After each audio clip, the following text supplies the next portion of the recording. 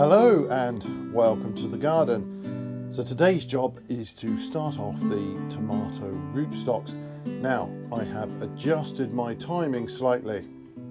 The original plan was to sow one batch of the varieties, 7 days later sow the second batch. Now I've done that, and 3 days after that to kick off the rootstocks. Well, actually I have delayed the rootstocks, and it's now 1 week since I planted the second batch of varieties. Now I did that because the varieties, they're taking a little over a week to come through. So some have come through from the second batch and some haven't yet. We've had reasonably good germination from the first batch, and I imagine when I put all of those together I should have plenty of scion material to work with.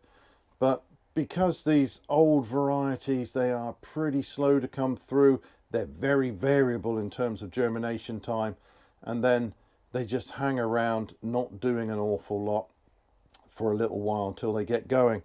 And the hybrid rootstocks, they are, or at least they were last year, very quick to germinate, pretty consistent, and as soon as they came up they were very vigorous and romped away. So I do not want to get into that situation again where the old open pollinated varieties I want to graft onto them are a bit too far behind. So I've delayed that, and we'll find out in due course whether that was a good call or not. Let me show you the young seedlings. It's not a lot to look at, but I'll give you a quick peek. These larger specimens, these are the first sowing. They're looking quite nice now. Lots of those have got true leaves coming. Not all of them though. There are 1 or 2 cells that haven't germinated. I think a couple of varieties that were older. So the Riesentraub there, I've only got 2 examples from that batch. That is a little bit disappointing. Hopefully I will get some more from the second sowing that I can use. That was 1-year-old seed. So the others, which were mostly new seed, they've done a lot better. Only 1 or 2 cells missing there. So yeah, I should have plenty of plants from both batches. Here are this is the best tray from the second sowing. I think almost everything has germinated here. The other 2 trays, they are quite a bit behind, and I think that's probably due to the varieties. Obviously they're in a different propagator, maybe slightly different conditions, but I think it's most likely to be down to the individual varieties. They are only just starting to come through. So I don't think I'm going to be too late sowing the rootstocks, but we'll have to see what happens. So pretty simple task today, just need to sow the rootstocks. Now these come as pelleted seed. I'm using Estamino here, it's the same rootstock I used last year. Now next year I might like to try a couple of different rootstocks, but this did so well for us that I thought I'd quite like to have 1 year again with Estamino, just to get used to this grafting business. Now these come as pelleted seed, so they're in a little tube, and each seed is encased in what I think is some kind of clay-like substance. They come in this tube to prevent them being crushed in transit, and then you get a tiny little round pellet. These are pretty reliable, and I mean this is done, I suppose, for commercial sowing. But the seeds themselves are pretty reliable. The only thing you have to do is make sure that the compost gets properly moistened. It's no good if that compost starts to dry out there.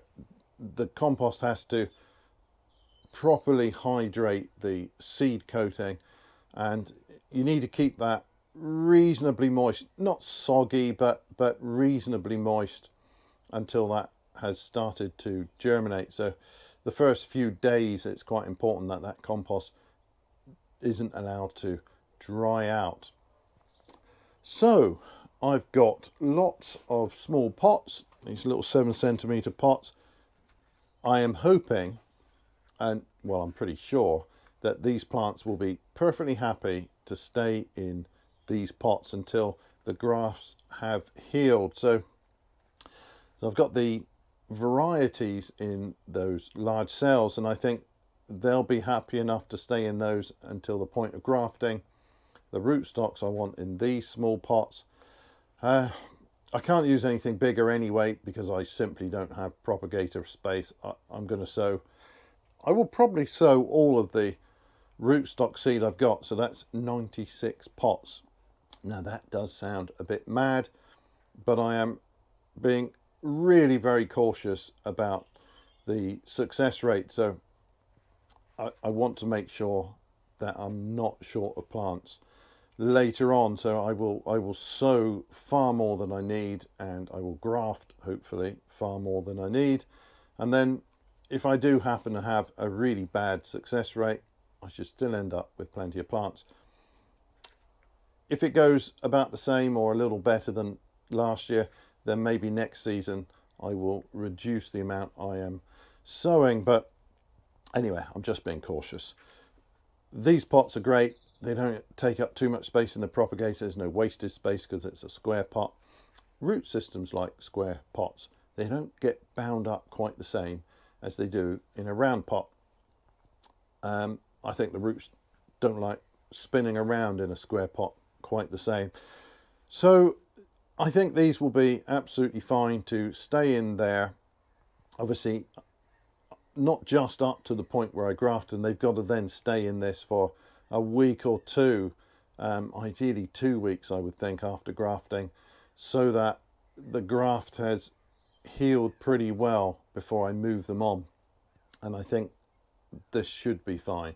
Then I can move them on into 1 litre pots or whatever I've got to shift these into. Anyway, this job could not be easier. Fill these with compost, give it a good soak, and drop 1 pelleted seed in each pot. Now I've read that pelleted seed do not last as long as unpelleted seed. I don't know if that's correct or not, but I'm going to sow everything that I have there. I'm not compacting this compost too much. It's a fairly light mix as usual. It's my usual stuff. It's a sieved multi-purpose compost. Still got a few bits and bobs in it, undoubtedly.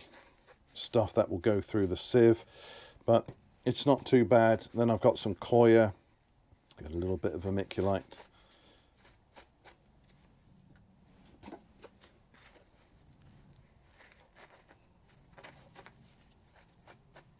They will be in here for a while. I did add just a tiniest amount of feed, very little, but maybe it will help.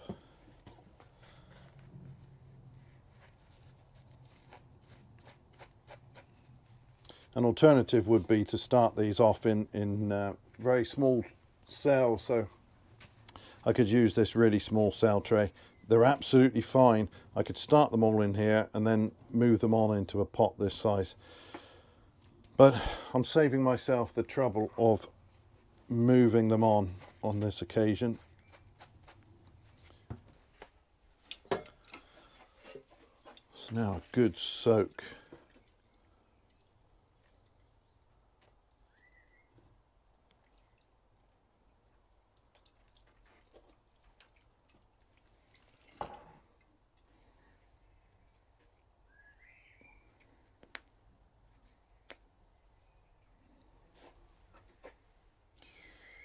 So 1 seed in the centre of each pot.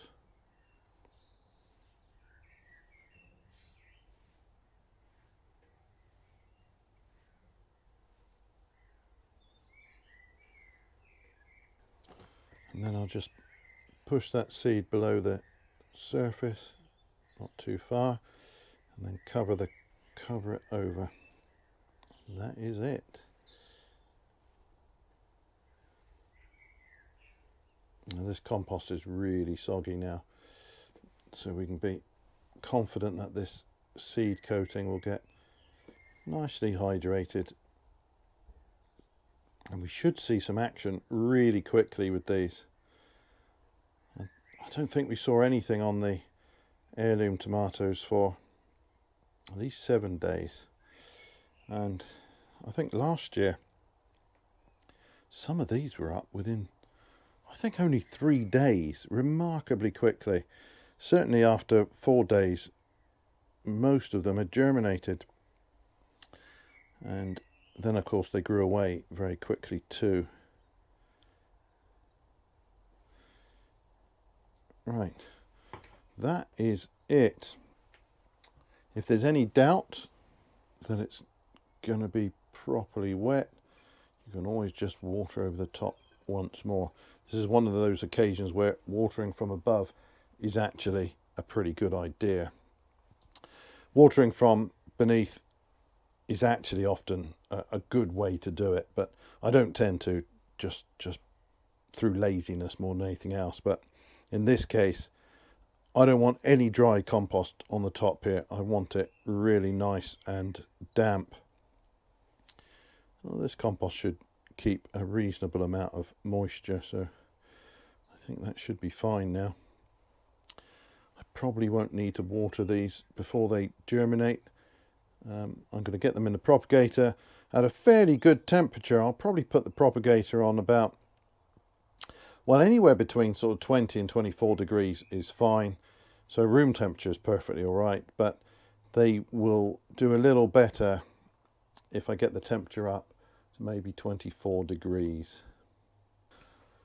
One thing that is worth bearing in mind is if your propagators are, say they're at your allotment and you can't get down there regularly, it's probably worth setting those to a slightly lower temperature, maybe putting a little bit of air on there, because if you have these set at, say, 24 degrees and they come up to that temperature, say mid-morning, they will probably have dipped down during the night, of course, but let's say by mid-morning they're up to their proper temperature.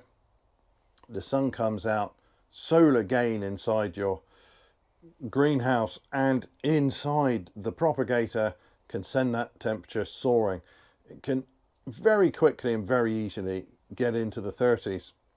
So actually, if you can't get to them regularly to sort of take the lids off and give them a bit of air, then it's probably worth giving yourself just a little bit of headroom there, setting that temperature just a little bit lower. And that's often what I do here. Unfortunate that this is at home. I can come down every morning and open up the propagators, judge the weather conditions and give them a little bit of air. Usually all I do is just twist the lids on top and open the vents, and that is more than enough.